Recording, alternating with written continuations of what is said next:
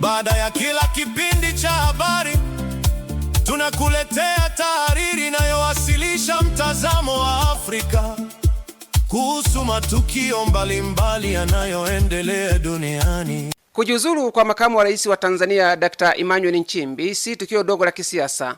Ni tukio linalohitaji maelezo ya wazi kwa Watanzania, hasa kwa sababu Nchimbi ameondoka madarakani chini ya mwaka mmoja tangu alipoteuliwa na kuapishwa kushika nafasi hiyo. Nchimbi amesema ameamua kustaafu siasa na utumishi wa umma na kwamba atajiuzulu nafasi ya makamu wa rais kuanzia Septemba 4 mwaka 2026. Lakini sababu aliyoitoa inazua maswali zaidi. Amesema alimwahidi Rais Samia Suluhu Hassan kwamba angelitumikia taifa kwa uwezo wake wote na kwa uaminifu, lakini pia akamhakikishia kwamba siku yoyote rais angeona anahitaji makamu mwingine wa rais angeachia nafasi hiyo. Kisha akasema, nimejiridhisha pasipo shaka kuwa mheshimiwa rais anatamani mabadiliko, hivyo nimeamua kutimiza ahadi yangu. Hapa ndipo swali kubwa linapoanzia. Rais anataka mabadiliko gani, na kwa nini mabadiliko hayo yamemfanya makamu wa rais aondoke madarakani baada ya muda mfupi kiasi hiki? Je, Rais Samia alimwambia moja kwa moja kwamba anataka makamu mwingine, au Dkt. Nchimbi alisoma ishara za kisiasa na kufikia hitimisho kwamba wakati wake umefika wa kuondoka?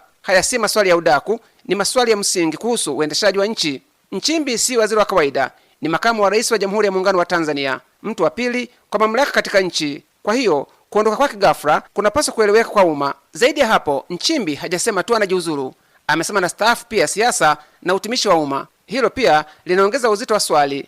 Kwa nini mtu ambaye ameshika moja ya nafasi kubwa zaidi katika nchi aamue kwa wakati mmoja kuondoka katika siasa na utumishi wa umma? Ni uamuzi wake binafsi? Ni matokeo ya mazingira ya kisiasa? Au kuna jambo kubwa zaidi ambalo umma bado haujaambiwa? Hatuwezi kusema kwa uhakika, na ni muhimu kutofanya hivyo. Lakini kwa upande mwingine, kumekuwa pia na taarifa na madai kuhusu shinikizo dhidi ya Nchimbi, lakini hadi sasa hakuna ushahidi wa kutosha kusema kwamba hayo ndiyo yaliyomsababishia kujiuzuru. Kwa hiyo basi, tunapaswa kutenganisha ukweli na uvumi.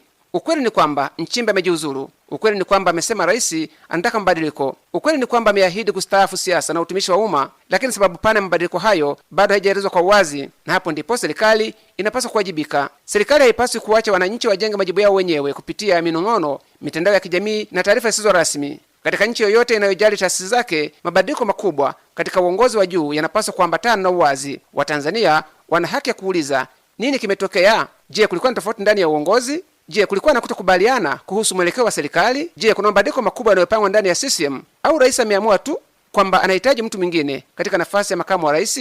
Kama ni uamuzi wa kawaida wa kisiasa, serikali iseme hivyo. Kama kuna sababu nyingine, Watanzania wanastahili kuzijua, kwa sababu kimya katika jambo kubwa kama hili huacha nafasi kubwa kwa uvumi, na uvumi unapochukua nafasi ya taarifa rasmi, imani ya wananchi katika taasisi za nchi huanza kuyumba. Tanzania imejengea sifa ya utulivu wa kisiasa, lakini utulivu wa kweli si ukimya. Utulivu wa kweli unatokana na taasisi imara, uwazi na uwajibikaji. Hatuwezi kujenga taasisi imara kama kila mabadiliko makubwa ndani ya uongozi yanaelezwa kwa sentensi chache tu zisizoacha picha kamili. Nchimbi amesema ametimiza ahadi yake kwa rais.